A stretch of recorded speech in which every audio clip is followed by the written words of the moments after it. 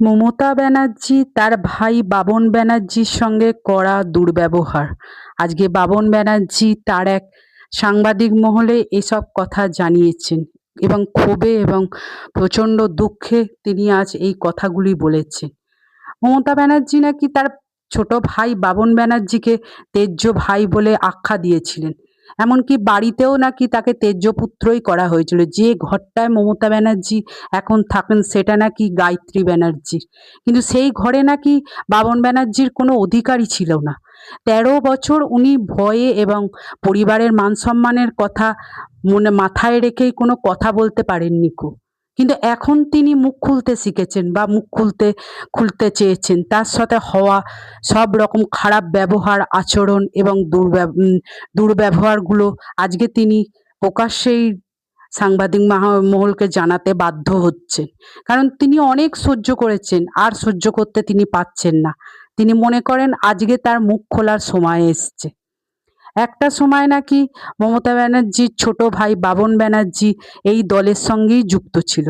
কিন্তু যেই মুহূর্তে স্বরূপ এবং অরূপ দু ভাই যখন মমতা ব্যানার্জির খুব প্রিয় হয়ে যায়, তখন এই বাবন ব্যানার্জি আস্তে আস্তে মমতা ব্যানার্জির থেকে অনেকটা দূরে সরে যায়।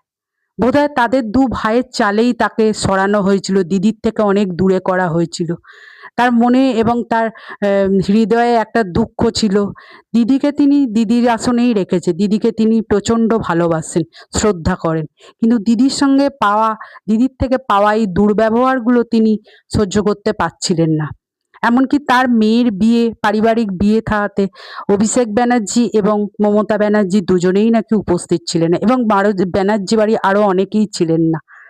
বলা হয় নাকি বাবন ব্যানার্জিকে নাকি তার মমতা ব্যানার্জি বা তার প্রয়োজনীয় কাজকর্ম সবকিছু করাতেন। কিন্তু ভাইয়ের যে স্থান, ভাইয়ের যে অধিকার, ভাইয়ের যে ভালোবাসা, সেটা তাকে নাকি দেয়া হয়নি। আর ভাইদের দেয়া হয়েছে কিন্তু এনাকে দেয়া হয়নি। বলা হয় ২.৫ বছর আগেই নাকি বলা হয় উনি নাকি বিজেপিতে যোগ দিয়েছেন। মমতা ব্যানার্জির ধারণা, যার জন্যে বাবন ব্যানার্জিকে কোনোদিনও তিনি সেভাবে ভালোবাসতে পারেননি।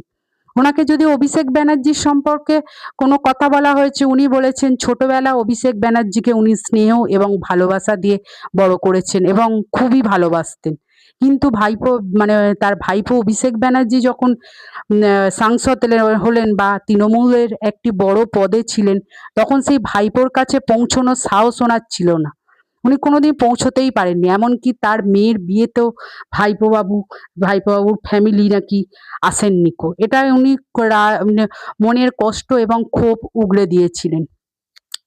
একবার টেনিস টেবিল খেলার সময় নাকি ৫ লাখ টাকা করে সব প্লেয়ারকে দেয়া হবে, এরম একটা ঘোষণা করা হয়েছিল।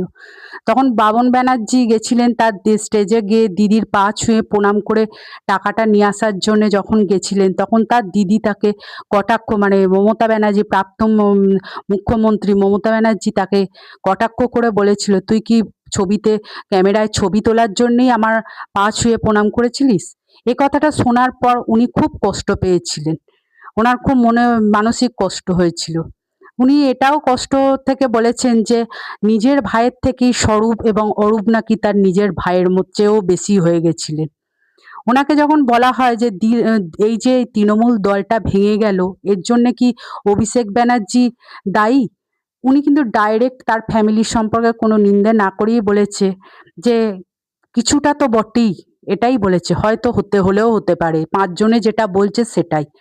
উনি কিন্তু বলেছেন যে আমি দাদাকে খুব শ্রদ্ধা করি। দাদা বলতে শুভেন্দু অধিকারীকে। ওনাকে যদি বলা হয়েছে সাংবাদিক মাধ্যমে বলা হয়েছে যে আপনি আপনার নিজের দলের নিজের যে এই যে মোহনবাগানে আপনি যে একটা পদে আছেন, এর স্বার্থে যদি আপনাকে বিজেপি পার্টিতে যোগ দিতে বলা হয়, আপনি দেবেন? উনি তখন অখিলেশই বলেছে, হ্যাঁ অবশ্যই। আমি আমার এই পদ থেকে, আমার এই পদের জন্য মোহনবাগানের যে প্রেসিডেন্সের ইয়েতে রয়েছেন, এর জন্য আমি সব কিছু করতে পারি। ওনার সঙ্গে প্রসূন ব্যানার্জিরও খুব ভালো সম্পর্ক আছে। এইগুলো বোধহয় তার দল মেনে নিতে পারেননি। যার জন্যে দিল্লিতে যখন উনি একটা ব্যক্তিগত কাজে গেছিলেন, তখন মমতা ব্যানার্জি ওনাকে বলেছিলেন যে উনি নাকি বিজেপি পার্টিতে যোগ দিয়েছিলেন এবং ওনাকে সরিয়ে দেয়া হয় এবং আরেকটা এই ওনাকে এই তৃণমূল পার্টি থেকে সরিয়ে দেয়া হয়। একথাও বলেছেন উনি যে আমাকে কোনোদিনও তৃণমূল এই পার্টির সাংসদ, এমএলএ বা পঞ্চায়েতে কোনো কর্মী হিসাবেও রাখা হয়নি। যখন তিনি দিল্লিতে গেছিলেন তার ব্যক্তিগত কাজে, তখন মমতা ব্যানার্জি স্টেজে কোনো একটা অনুষ্ঠানের স্টেজে ভাষণ দিতে গিয়ে বাবন ব্যানার্জিকে তেজ্য ভাইও আখ্যা দিয়েছিলেন। এটা আমরা সবাই জানি। কিন্তু ওনাকে যখন প্রশ্ন করা হয় যে মানে সাংবাদিক মহলে প্রশ্ন করা হচ্ছে যে যে দিদির এরকম দুঃসময় আপনি কি দিদির পাশে থাকবেন? উনি তখন বলেছেন যে হ্যাঁ অবশ্যই, দিদি আমার কাছে আলাদা জায়গা। দিদি আমার সাথে যাই করুক না কেন আমি দিদির পাশে সবসময়ই আছি এবং থাকবো। ওনাকে বলা হয় যে ভাই দ্বিতীয়া, রাখি বন্ধনের সময় আপনাকে কি কোনোদিনও দিদি আহ্বান করেছিলেন? উনি বলেন হ্যাঁ করেছিলেন, কিন্তু যেতামও, কিন্তু কিন্তু সেরকম স্নেহ এবং ভালোবাসা আমার ক্ষেত্রে বিশেষ করে কোনোদিনই ছিল না। ওনার ছেলে নাকি, ওনার জামাই দিদির মানে প্রাক্তন মুখ্যমন্ত্রী মমতা ব্যানার্জির কাছে নাকি চাকরি করতেন এবং ওনার মেয়ে অভিষেক ব্যানার্জির কাছে চাকরি করতেন। পরে নাকি শোনা যায় ওনার মেয়ে এবং জামাইকে চাকরি থেকে ছাঁটাই করে দেয়া হয়। ওনার পরিবার কিন্তু এই দলটা এই অভিষেক ব্যানার্জি এবং মমতা ব্যানার্জির সঙ্গে খুব ভালো সম্পর্ক রেখেছিলেন। কিন্তু মমতা ব্যানার্জি কোনোদিনও তার ছোট ভাইকে নিজের ভাই বা ভালোবেসে কোনোদিনও গ্রহণ করেনি। তেজ্য ভাই হিসাবেই দেখতেন বরাবর, এবং যার জন্যে তিনি পাশেই ওনার শ্বশুরবাড়িতে একটি বাড়ি ভাড়া নিয়ে থাকতেন। এটাও জানানো হয়েছে মমতা ব্যানার্জির পাশের বাড়িতেই উনি নাকি থাকেন। ওনাকে সম্পর্কে অভিষেক ব্যানার্জির সম্পর্কে যদি প্রশ্ন করা হয়, উনি বলেন যে এই তৃণমূল ভাঙনের মূলে কিছুটা তো বটেই অভিষেক ব্যানার্জি দায়ী, এবং স্বরূপ অরূপ যে ওনার যে ডান হাত বাঁ হাত ছিলেন, আজকে ওনার মানে দিদির যে দুঃসময় কাউকে পাশে পাওয়া যাচ্ছে না। ওনাকে এই বিষয়ে প্রশ্ন করা হলে উনি বলেন যে ওনারা তো নিজেদের স্বার্থেই দলে এসছিলেন, এখন তো ওনাদের কোনো স্বার্থ নেই, স্বার্থ মিটে গেছে, তাই ওনারা এখন দিদিকে ছেড়ে চলে গেছে। ওনারা এতটাই স্বার্থপর ছিলেন।